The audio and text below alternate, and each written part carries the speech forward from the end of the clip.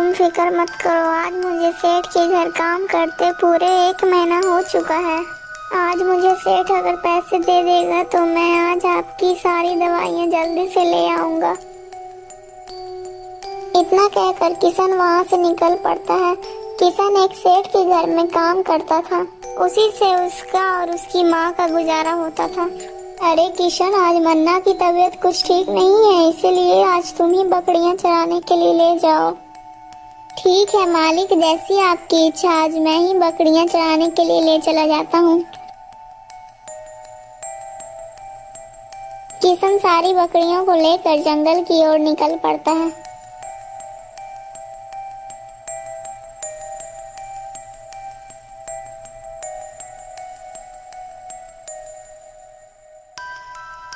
हाँ, यही जगह ठीक रहेगी। मुझे यहीं पर सारी बकरियां चरा लेनी चाहिए। किशन वहीं पर सारी बकरियों को चराने लगता है और खुद वहीं पर बैठकर आराम करने लगता है। कुछ ही देर में किशन की आंख लग जाती है और वो सो जाता है। ओहो, कितने दिन हो गए, लेकिन इतने दिन में मैंने कोई मोटे जानवर का मांस तक नहीं खाया है। अरे ये क्या, यहाँ पर तो इतनी सारी बकरियां साथ में घास खा रही हैं। चलो इन्हीं में से किसी बकरियों को पकड़ लेता हूँ।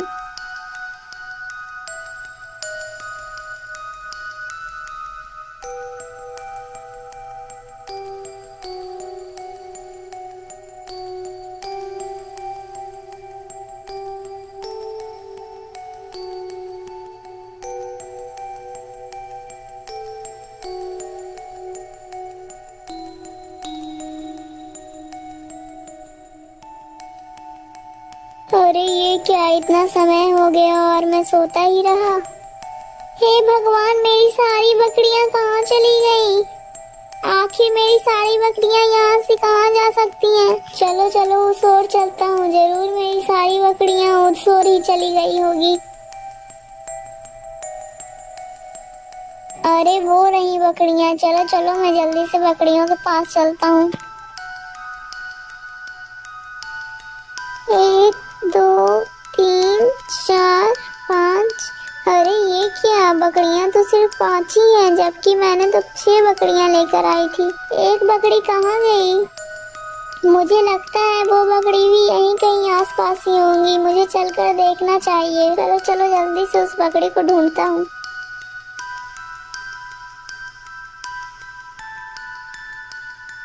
हे भगवान, इधर तो आसपास वो बकरी कहीं भी नहीं दिख रही। अब मैं क्या करूं? यदि वो बकरी नहीं मिली तो सेठ तो मुझे मार ही डालेगा। मैं ऐसा करता हूं कि सारी बकरी पहले जो है घर में जाकर छोड़ आता हूं, उसके बाद उस बकरी को ढूंढता हूं। नहीं तो कहीं ये बकरी भी चली गई तो मैं क्या करूंगा? किशन जल्दी से सारी बकरियों को सेठ के घर ले जाता है। अरे किशन, बकरियां तो सिर्फ 5 ही हैं और एक बकरी कहाँ गई? पता नहीं मालिक, मैं सारी बकरियां को चरा रहा था, पर पता नहीं एक बकरी अचानक से कहाँ चली गई। अरे मूर्ख, तेरे रहते हुए वो बकरी गायब कैसे हो गई? और तू जल्दी से जा और मेरी वो बकरी ढूंढ कर ला, नहीं तो मैं तुझे नौकरी से निकाल दूंगा और तुझे एक भी पैसा नहीं दूंगा। बेचारा किशन जल्दी से वहाँ से बकरी ढूंढने के लिए निकल पड़ता है।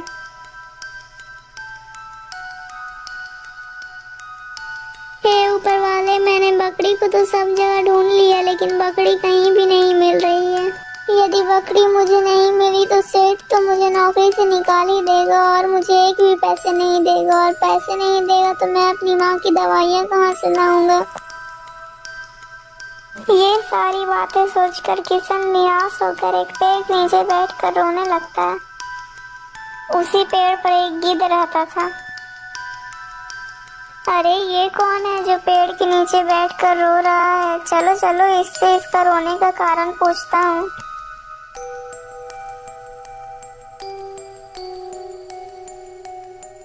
अरे भाई, तुम कौन हो और यहाँ पर बैठकर क्यों रो रहे हो? अरे गिद्ध, मेरा नाम किशन है और मैं सेठ करोड़ी लाल भैया के यहाँ काम करता हूँ। आज मैं जंगल में बकरियां चराने आया था। इस प्रकार किशन अपनी पूरी कहानी गिद्ध को सुनाता है। गिद्ध यह सब बात सुनकर चौंक जाता है। अरे भाई, मुझे लगता है तुम्हारी बकरी को वो दुष्ट राक्षस उठाकर ले गया होगा। अरे गिद्ध भैया, आप किस राक्षस के बारे में बात कर रहे हैं? मुझे तो कुछ नहीं पता है। अरे भाई, यहीं पास की गुफा में एक राक्षस रहता है, वो बहुत ही ज्यादा दुष्ट है। उसकी ही वजह से धीरे धीरे जंगल के सारे जानवर जंगल छोड़कर भाग गए हैं और वो बहुत सारे जानवरों को भी खा गया है। लेकिन गिद्ध भैया, अब मैं क्या करूं? अब मैं अपनी बकरी को वापस कैसे लाऊं? इसके लिए तो तुम्हें खुद उस राक्षस के पास जाना होगा। यदि राक्षस बकरी लौटा सकती है तो तुम्हारा बात भी बन सकता है, लेकिन मुझे नहीं लगता कि यह संभव हो सकता है। नहीं नहीं गिद्ध भैया, कृपा कर आप मुझे उस गुफा के पास ले चलो। ठीक है भाई, यदि तुम्हारी यही इच्छा है तो फिर चलो मेरे साथ।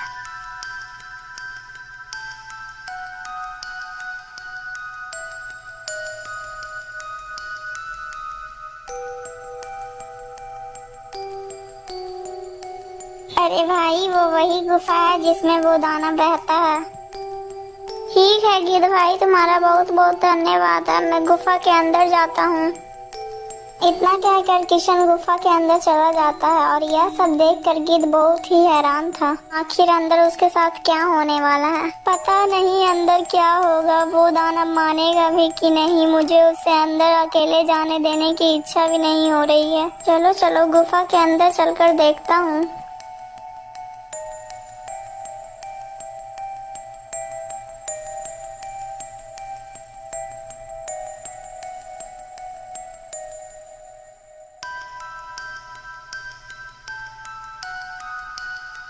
हे राक्षस, प्लीज मेरी बकरी को वापस कर दो। इसके बदले तुम मुझे खा लो। यदि तुम इस बकरी को खा लोगे तो मेरा सेठ मुझे पैसे नहीं देगा और मुझे पैसे नहीं मिलेंगे तो मैं अपनी बीमार माँ की इलाज भी नहीं करवा पाऊंगा। अच्छा ठीक है, मैं तुम्हें ये बकरी दे सकता हूँ, लेकिन इसके बदले मैं तुम्हारा मांस खाऊंगा।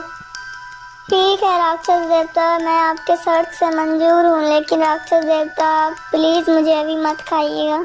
पहले मैं ये बकरी को सेठ के पास पहुँचा दूँ, उसके बाद उससे पैसे लेकर अपनी माँ को दे दूँ, उसके बाद फिर मैं आपका आहार बनने के लिए चला आऊँगा। लेकिन मैं तुम्हारी बात का यकीन क्यों करूँ यदि तुम वापस नहीं आए तो? नहीं राक्षस देव, मैं तुम्हारे पास वापस जरूर आऊँगा, मैं तुम्हें वचन देता हूँ। अच्छा ठीक है, मैं तुम्हारी बात पर विश्वास कर तुम्हें बकरी दे रहा हूँ, तुम इसे ले जा सकते हो। किशन तुरंत ही वहाँ से बकरी लेकर वहाँ से निकल जाता। ये लीजिए सेठ जी, आप अपनी बकरी और मुझे मेरे मेहनत के पैसे दे दीजिए। सेठ तुरंत ही किशन को पैसे दे देता है। तब किशन तुरंत ही बाजार जाकर अपनी माँ के लिए दवाई लाकर अपने घर की ओर निकल जाता है।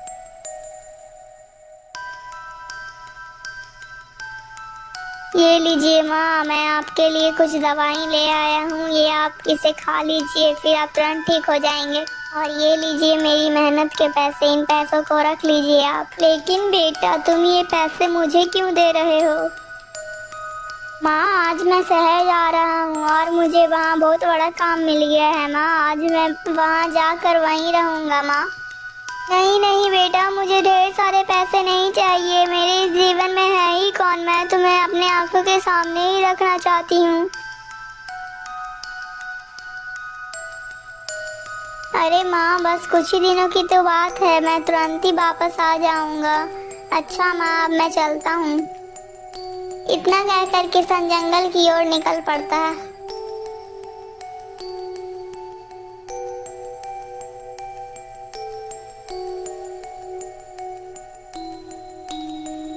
अरे किशन भाई, तुम इधर कहाँ जा रहे हो?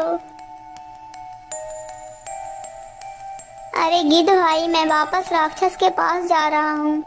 अरे भाई, तुम ये क्या कह रहे हो? तुम राक्षस के पास फिर से जा रहे हो?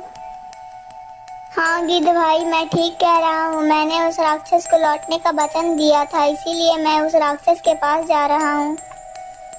इतना कहकर किशन वहाँ से चल पड़ता है। हे भगवान, इसे क्या हो गया है? ये इंसान अपनी जानबूझकर जान क्यों लेना चाहता है? मुझे इसे रोकना चाहिए।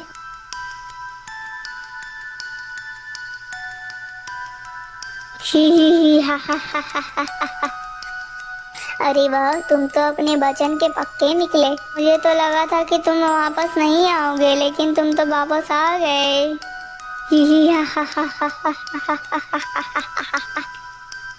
इतना कहकर वो राक्षस उसे मार देता है और उसके मांस को खाने लगता है। हे भगवान, ये क्या हो गया? इस बेचारे ने तो अपनी माँ के लिए अपनी जान दे दी। अरे नहीं नहीं, मुझे ऐसे कुछ महान पुत्र के लिए कुछ ना कुछ तो करना ही पड़ेगा। मैं ऐसा करता हूँ, जब ये दानव इसकी मांस खाकर इसकी हड्डियाँ फेंक देगा, तब मैं इसकी हड्डियाँ उठाकर उस तपस्वी बाबा के पास लेकर चला जाऊंगा। वो कुछ ना कुछ करके इसकी जान फिर से ले आएंगे।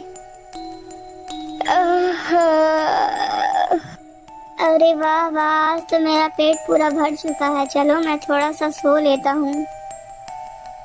इतना कहकर राक्षस सो जाता है। तब फिर गिद्ध तुरंत ही उसकी सारी हड्डियों को एक कपड़े में बांध कर वहां से लेकर उड़ जाता है।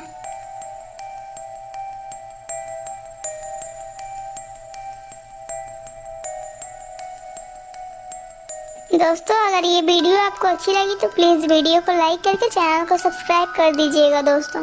और इस वीडियो का पार्ट 2 देखना चाहते हैं तो दोस्तों प्लीज हमारे चैनल के साथ बने रहिएगा। और आपको इस कहानी से क्या शिक्षा मिली दोस्तों, कमेंट में जरूर बताइएगा। और ऐसी और कहानी देखने के लिए हमारे चैनल के साथ बने रहिएगा। हमारे वीडियो को लाइक करके चैनल को सब्सक्राइब कर दीजिएगा।